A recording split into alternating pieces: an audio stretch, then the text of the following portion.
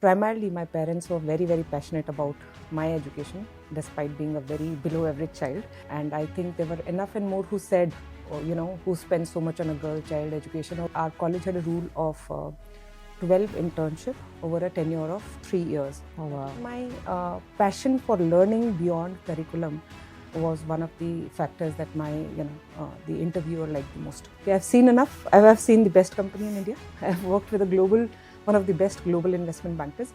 And this is not what I want for myself. When I start a company, for-profit company, I'm not going to raise funding or I'm going to leave it to them. Our first batch was a hit. We had 50 bankers who had paid in full, who were waiting for us to help them to clear their exam. And there should be no stopping, because if you have the ability to solve problem, you owe it to your country and you should work hard to solve it.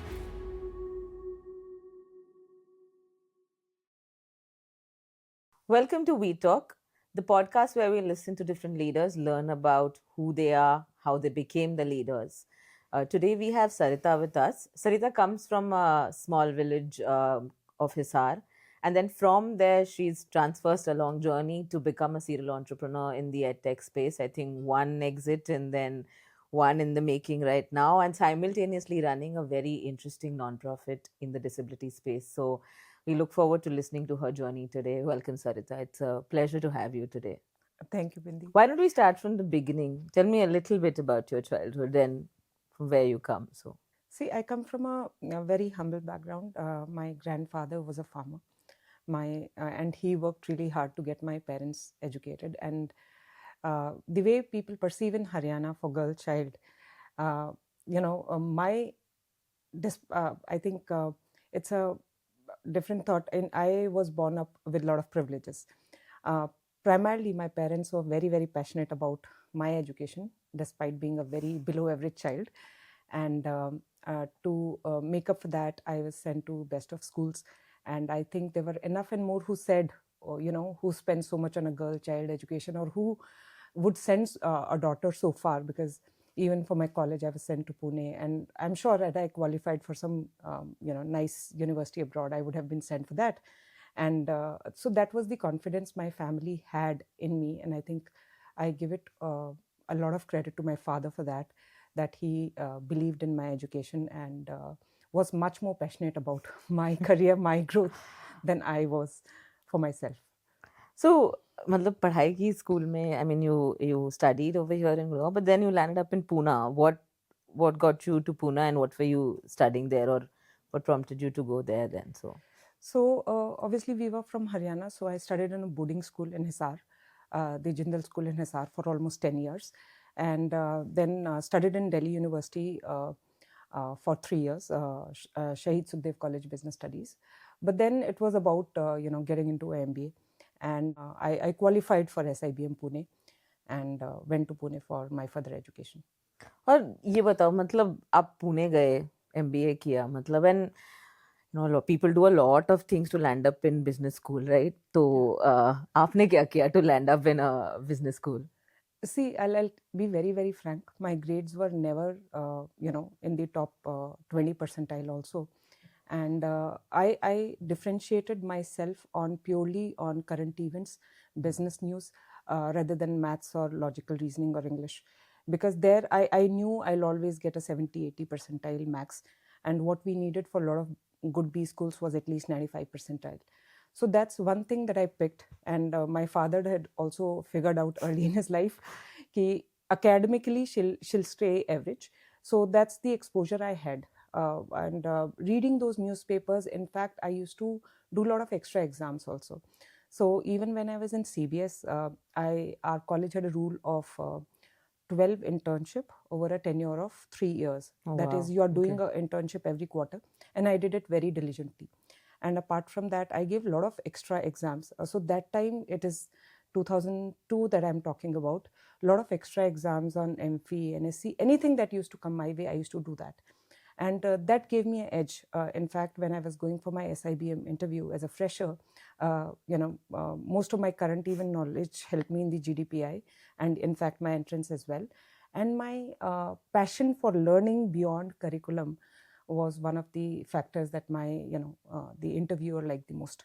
And that became my differentiating path, that yes, create a niche for yourself, whatever way maybe, and that takes you to the business world. And you sort of stand out because you're doing something very, very different from the rest. Because सारे पढ़ाकू बच्चे एक ही तरह के होते हैं. आपने बोला हम थोड़े से अलग हैं. So that also made you stand out in the when you went to that world. So, and what after that, Sarita? Matlab, it's an interesting journey. I know you're an entrepreneur now or serial entrepreneur, but how was that journey that landed you up into the entrepreneurship space? Matlab, kitna kiya, and what were the steps sort of? What was the thought process as you went through life? So, See, after college, I think सबको एक ही चीज चाहिए होती है, 0 day first placement to get, because this is the highest salary and the best company which is recruiting you, and I also wanted that. Most of my friends were BTechs, like the other SIBM guys that I had were BTechs or CAs or people with 2-3 years of experience, and I knew again I was nowhere in the top 25-30 percentile in my class, and I knew getting that will be very, very difficult. We used to get one international newspaper, which was called Financial Times, very expensive newspaper. I think once a week hi aata tha. I used to read every bit of it. And everybody used to say that, why are you stretching yourself so far? SIBM is a place where everybody enjoy. I also used to do that. But I was a very introvert person back then, because of maybe because I owe it to my father. I had a lot to prove that हाँ अगर बेटी को पढ़ने जाने दोगे तो वो कभी ना कभी अपने लिए she'll be able to become financially independent, she'll be able to do well for herself. तो ये सब था. This was always there in back of my mind, because I remember instances when my father business did not do well and he still did not pull me out of that school, which was a very expensive school beyond his means, because he believed कि कुछ ना कुछ हो जाएगा. And that was the thing which kept me going. I qualified for the 0 day first placement on my campus, because when Aditya Birla asked, would you travel anywhere and do any job, I said yes. And whereas the batch topper who was competing with me, she was the batch topper, CA, rank holder, everything. She was very rigid on that. I'm looking for a job only in Bombay and this specific profile. And I think working in that conglomerate, Aditya Birla Group Management Training was extremely good program. Giving you exposure to those 4-5 companies in a tenure of 1 year was really, it developed me internally as a leader, because that's how they are grooming you. They knew better than us that over a span of 20 years, all of us will lead the companies they have. And all my friends, GMT friends who have stayed with the group, are actually the CEOs of numerous group companies in Aditya Birla. But I had a different plan, got married. I wanted to become an investment banker for once, so joined Goldman Sachs. And that time I said, okay, I've seen enough. I've seen the best company in India. I've worked with one of the best global investment bankers. And this is not what I want for myself. It will take me like years, 20, 25 years to become a CEO of an organization or to do something that I'm very passionate about. And since my father was always an entrepreneur, his ability to take risk, to stay persistent on something for very, very long, to identify a problem and just chase that problem till it gets solved.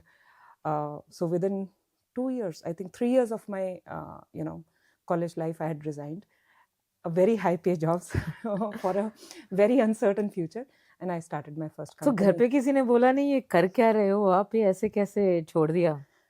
No, I think my father always knew, because my brothers had got into IIT, IIMs, and he knew they are always going to work for big corporates. And for me, he knew I'm his style, and I think it was always encouraged. Even my husband was very supportive of the idea. So obviously, if one person is earning, it's good enough. And it was not a capital sensitive business. We again, the business itself was that there are many average people like me who want to really grow faster in their lives and are able to stretch themselves, learning something new that has not even come yet. And that was Edu Pristine, training working professionals by working professionals so that they can, have the next best growth or career path in their lives. And it worked very, very fast. So within 3 months, we launched our first batch.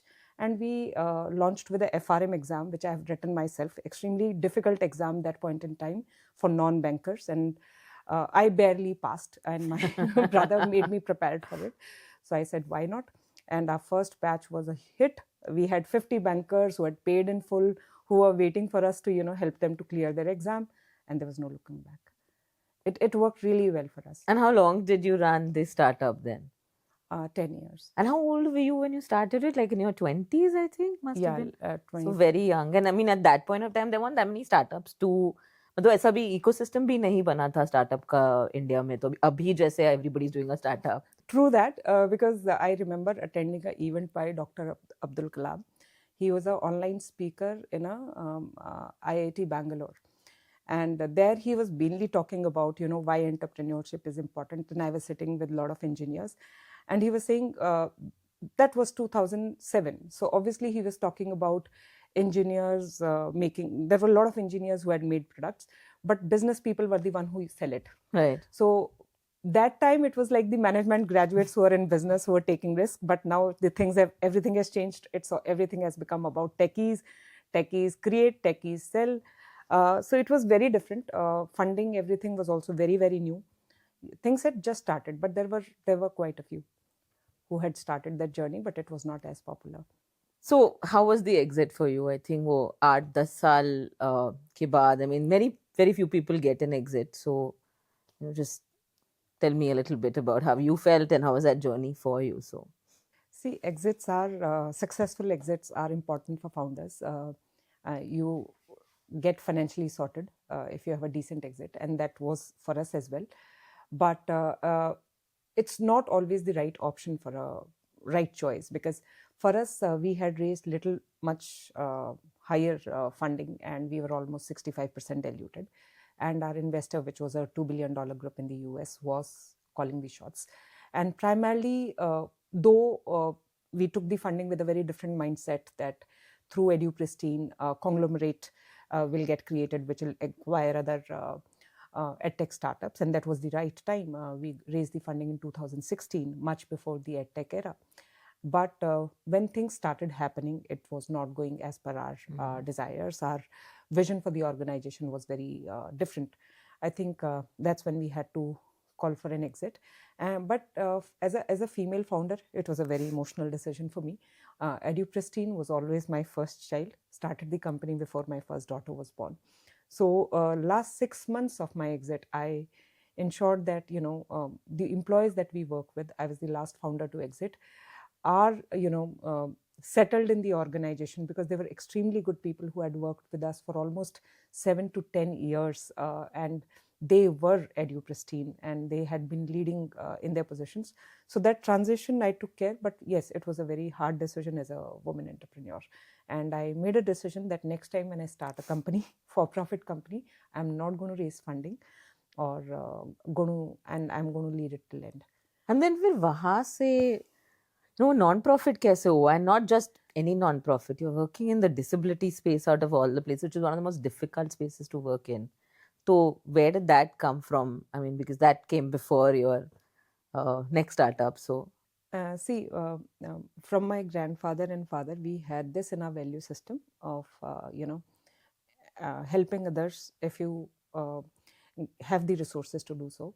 And I always thought I'll be doing that. And so I was planning, since I didn't have any other business idea in mind, and EdTech wave had taken up. It was 2009.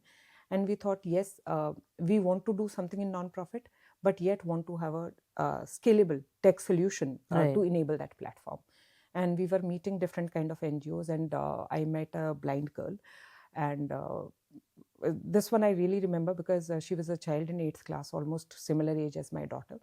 And she said, I want to become an engineer. And that surprised me a lot. How can a blind child become engineer?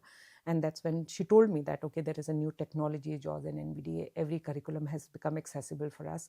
Government has, in fact, reserved seats for us in all IIT IIMs.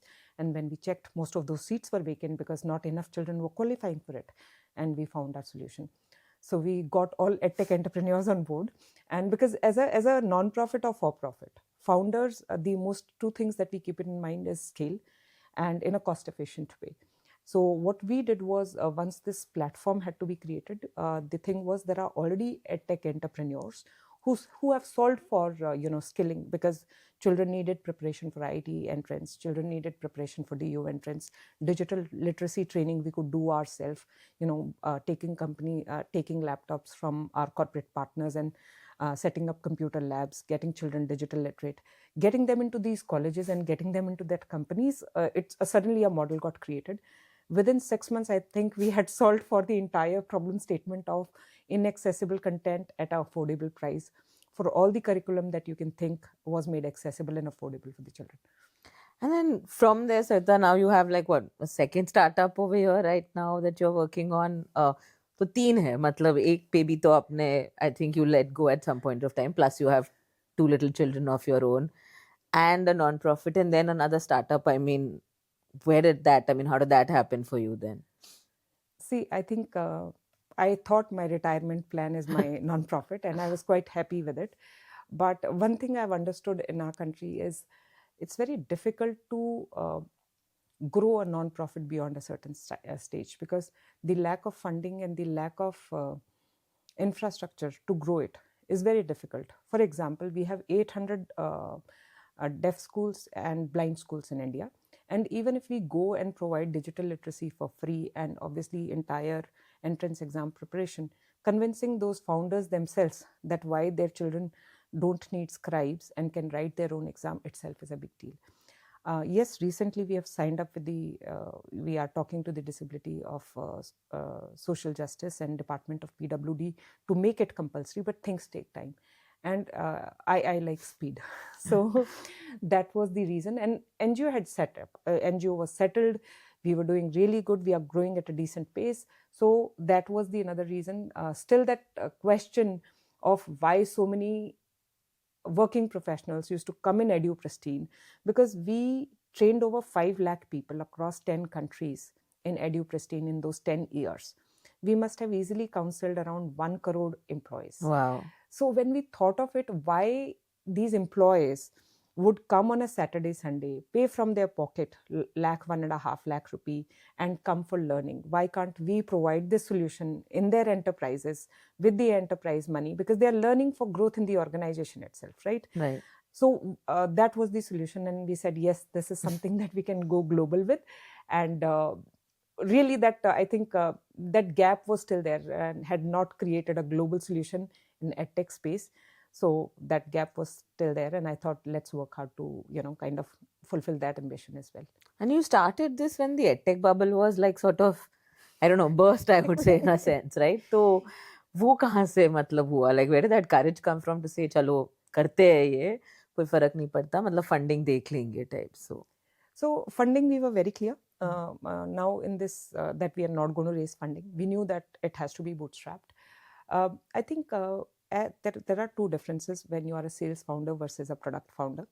When you are a product founder of a software company, you sometimes, wait to have a perfect product in which you invest. I know one of my friends is a perfect product founder. She spent 3 years just polishing her product. Yeah, that's what I do, I think. So yeah. So we don't do that. What we do is once you have a client, so you go to a company, share your problem statement, just have a PPT in hand and tell them, okay, sir, we can solve this problem for you. And you start, you take their money and you co-create something, but at a product level, not at a service level. And you once that gets created, you sell it to 10 others. And the moment that gets settled, then next variant also, because this way you are creating something which is solving your client's problem. Right. So here getting traction is easy. You are co-creating the product with a lot of good clients. So the idea is that yes, the testing is happening automatically. In fact, your client is giving you feedback on your product, and I think growing that was not difficult. Yes, after the Baiju debacle, edtech funding had almost dried up and it was slow, but there are many edtech startups which are still doing good, especially in the B2B space and even in the professional skilling space. So you don't have to worry about making money or investing money. That's the least of problems that entrepreneurship will solve for you. What entrepreneurship can solve for you is that yes, you have identified a problem. You have to be passionately in love with that problem for next 10 years, and it should be moving forward. You don't have to fall in a pit after 10 years, but yes, it is moving forward. It is getting the slow traction that you need, and there'll be, in no time, there'll be exponential growth, and you'll be able to get what you deserve in terms of growth, scale, or customer satisfaction that you're looking for. And how do you do this, right? Like this is like पता नहीं मैं तो एक ही startup करके थक गई मतलब ऐसे लगता है कभी कभी है कितना हो गया right and you've done one then you've done a non and you're doing it all together and raising two children and you're part of living my promise मतलब so many different things that you are a part of and you continue to have that energy to keep going कैसे मतलब how do you do this So or I like think, what drives you to be this leader right see, I think one thing that Indian women should appreciate is the kind of support system we have in India. You can have all the help in terms of cooks, help, drivers, family support, and you can create that ecosystem around you. And I have again being a education founder, I've validated that my children education is going equally well as my friends who are sitting at home and raising their children. Yes, there are different parameters. My children would be maybe more independent, their children may be more disciplined. I would say there are different parameters, but you just have to let go. I think you create a system and let go. Similarly, when you are raising, running companies, and this is one of our mentors has taught us, don't intervene too much. And now in whether it is Skills Karma or IndyKI, we have leaders who take care of their own teams. We as founders are mere connectors for that. right So say sales in my organization is being led by my ex Edu Pristine sales and marketing head, and she does it as her office is closer to her house, and she has hired her entire team. I barely go there once a month. Similarly, our tech team is led by another friend, co-founder, who's very passionate about solving for tech. The tech team is sitting in Bombay, where our AI co-founder is also there, and they are doing their bit. And again, I interact with them, personally meet them once a month. And here in Gurgaon, where we sit, again, the customer service head, the content head are leading their own division. So you have to, it's not the founder, it's the team which drives the startup. The founder just have to have that trust and patience. I lack patience, but I'm working on it. But definitely trust we have. So they are the ones who are running the show for you. So and in fact, you can connect dots at a lot of places. So a lot of our Indic AI corporate connections also come from my for-profit. So nice we have seen that after starting the for-profit, we have leveraged, we have even more leverage. Say we need computers, we get it from our corporate clients. We need placements for our children with disabilities because we have got them into IIT-IIMs. We are struggling with the placements because right of Trump DNI rule, not many companies want to hire. So we leverage that ecosystem. So, and good thing is when you're standing outside, you can connect dots better when you're not like operationally involved every day. And that's what has helped us to, start two companies, or I would say even advise more companies, because then advise and seek advice. right So seeking advice is another thing, because a lot of times we believe that we are raising funds because we want best brains to think for us. That's what Excel did for us in our first startup. Excel was one of the best investors to have in tech space, and they invested very early in my first startup, Edu Pristine, and they used to bring a lot of tech ideas. They gave us a tech warning much before we started it. They said everybody is moving towards edtech. Please get digital. They told us much before that.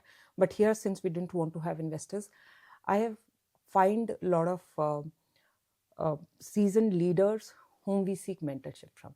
nice So if you want on HR transformation, or if you want on leadership, or if you want on AI, we have different So leaders sort of you've advisors. built an advisory board for yourself personally and for the company in a sense to grow as you move ahead in life. So That's very important.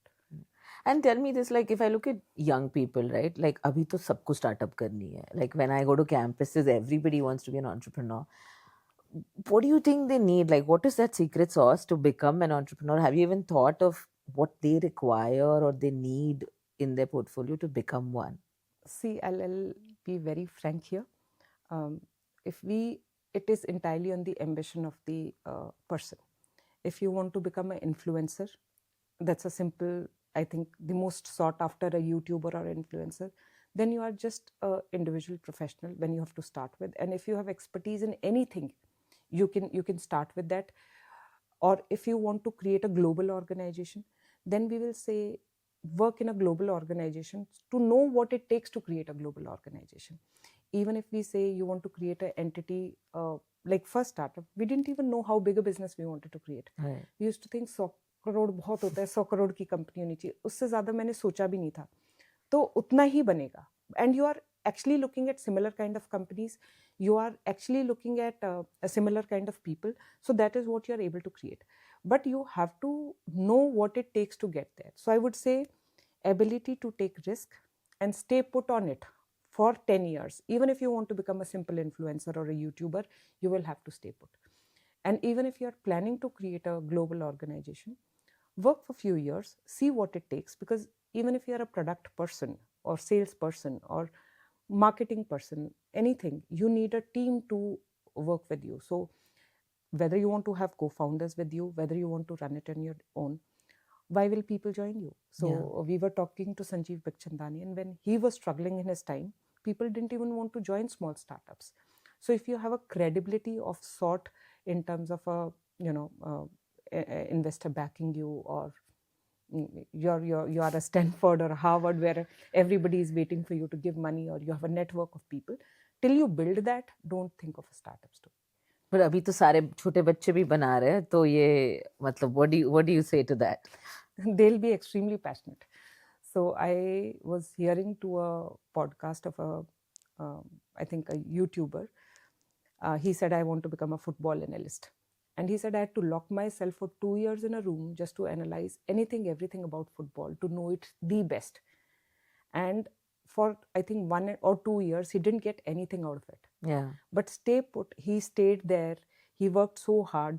So business is not easy. Business is, I would say, the toughest thing to do. It looks nice because what newspapers publish is startup founder story who are successful, which is, I think, 1 in 10,000 or even 1 in a lakh, if I say, if it's a company that gets listed. We don't talk about failures. So, and startup founder isliye banna hai because you want to be like that guy, because you want to make that kind of money, is a very bad assumption to start with. You should have a problem statement of your own. You should know how big the market size is. You should know how you can create that product, and at least have a market testing of the idea before you launch it is very important. Otherwise you'll keep pursuing one idea after the another, and you'll get nothing out. And you'll just end up burning your money and your time, and time is also money, तो बहुत बड़ी चीज होती है. And you'll burn yourself too. That's true. That is actually very important. And Sarita, if I look at this, I mean, obviously your two babies are growing, the NGO and the startup, and obviously the children. That's another one. But what's in it for you? Like, what's sort of the trajectory now? What are you thinking as you're building these two? Or are there more things in the portfolio, or this is it right now? कि और भी सोच रहे हो कि तीसरी startup खोलते हैं अभी? No, I think, see, in the skill karma space, we are getting pulled up from a lot of markets. So we are already thinking of going to the UAE this year itself, because there is a huge potential for growth, especially on the AI transformation work readiness thing that we do for corporates. So we have to go global for skill karma. For Indic AI, we have been pulled a lot more because when we got children into digital literacy, out of Braille, that's what a lot of NGO founders have started liking. Because 2 years down the line, जो कहते थे कि नहीं scribe ही paper लिखेगा या government exam में ही बच्चा जाएगा, their thought process is changing because role model Stanford में चले गए हैं, UIUC चले गए हैं, IIM अहमदाबाद बैंगलोर में बच्चे चले गए हैं, IITs में चले गए, तो they are feeling left out. So we will now have a bigger responsibility on our hands to scale our NGO and move much faster. And thanks to a lot of our corporate partners, so Barclays gave us 290 desktops with which we'll be able to set at least 30 digital literacy labs. Already talking to a company which wants to give us 4,000 laptops. Oh, wow. Nice. So what is happening is we don't understand the value of even scrap being provided to us, because it's a 3-year laptop. As per company policy, it's no use, but it is impacting the life of a blind child. It is giving him digital independence. Plus, yes, in the Indic AI, we are also getting into preventive healthcare, because we saw this was a big problem. A lot of our blind children, if there was an early intervention, their blindness could have been prevented. So we are launching eye care hospital in our native place for making 200 villages blindness free. If we'll solve that, we'll try to make 200 villages as role models. So there is no stopping, and there should be no stopping, because if you have the I think ability to solve problem, you owe it to your country, and you should work hard to solve for it. I think that's a beautiful thought. And I think final question, I think, Sarita, in that sense is, if you look at that girl, Sarita, in Hisar and after two startups and a non-profit, did you think this would happen, or that journey? I mean, what do you think at this point? What would you have told that girl, or what would you tell yourself right now, that was this even possible? So no, I never thought of it. Believe you me, because when I flunked my entrance exam in grade 3, I really believed that मेरा कुछ नहीं होने वाला, I'm the khota sikka of my house. But my father was so passionate, and he always said, don't solve it for yourself, don't just work hard for yourself. uh, I had slightly higher empathy, so he said, if you do well in your life, I'm sure you'll be able to do well for others also. So I think I had never dreamed of that, and even today I don't know how far will I go. But even a small change that you make for others, it makes you happy. So I think that's the reason of trying to do so many things and trying to solve so many problems. But yes, anybody can do it. If I can do it, anybody can do it. So that's all I have to say. Nice. And now on that note, I have a quick rapid fire that we do. Very simple, very easy. Tell me one misconception you think of working for free that youth. A lot of people think that सारा कुछ paid होना चाहिए. Do you think that's a misconception, or you think it should be that way? It should be that way, because in my college, when I was studying in graduation, nobody would give a internship to a graduate child for free. In Yeah. fact, they were doing me a service by making me sit with their company and giving me some work. So yes, till you become capable, you will have to do free work to learn, so that you are capable of getting a paid internship. Nice. And is there a cause that you're super passionate about? I think if you had more time, I think you have already doing too much. But if you had more time, what would you work on? Or obviously you already have a cause you're working on. But is there something else besides that you would work on?